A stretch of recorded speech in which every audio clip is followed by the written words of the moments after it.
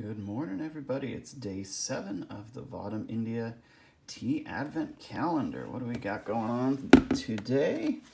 Got a new row, and we got the Sweet Himalayan Detox Green Tea. I'm going to guess that means we've got some turmeric, some ginger, looks like some cardamom.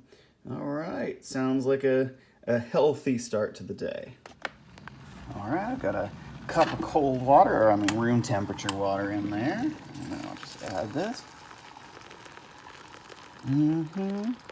Nice and hot and steamy. Here we go. I'm gonna have to look up while this is brewing. I'm treating it like a green tea. That's why I added the cold water. I'm only gonna give it a short brew, about 3 minutes, I figure. But I need to look up what exactly is in this one on their website, because it'll be fascinating to find out what is seen as detox. It always sort of changes. It's a moving target. All right, so we brewed this up. It's nice and hot. So I looked it up while it was brewing, and it's green tea, shatavari, turmeric, stevia, cardamom, and ashwagandha. So I was wrong on the ginger. That's quite often in one of the like detoxy sort of arrangements you see. I had to look up shatavari, and I looked up ashwagandha. I'd heard of ashwagandha, but I didn't quite know what it was.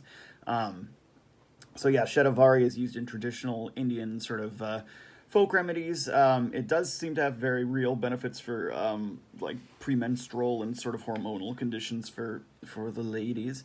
And ashwagandha is, of course, like a big hot one. The shatavari, by the way, is actually a type of asparagus, interestingly. I assume like a seed or something. I have to look into it more to figure that out.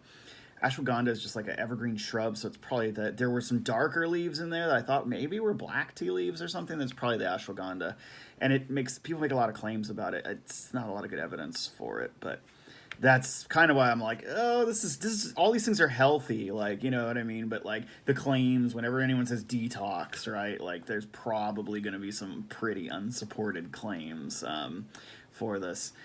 So let's go ahead and tuck in, though. It does smell really nice. It's got kind of a slightly medicine-y tinge. It's a little grassy.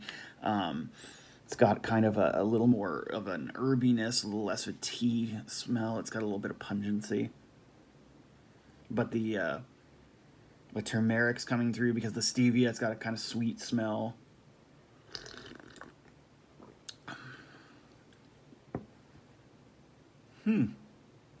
Yeah, it has the taste of like slightly sweet. It really reminds me of ginger a little. It actually reminds me a little of flavor of ginseng, that like kind of earthy flavor where you're like, that's a root that came out of the ground, combined with, like I said, a grassy sort of note.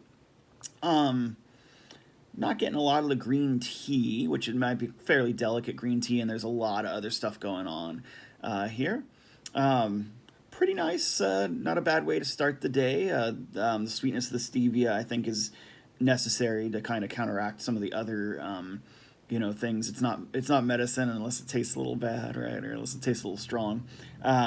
So yeah, overall, I don't know what sort of claims they're making about its detox properties or which toxins are coming out of my body, but it's a nice cup of tea, and it's green tea and cardamom and stuff, so it's pretty healthy. And a better way to start the day than my usual like giant Coke Zero. So that's absolutely for sure. So yeah, I give this one, judging it on its tea merits and not my dislike of detox culture, it's a 7. It's average. Nice green tea with some herbs in it.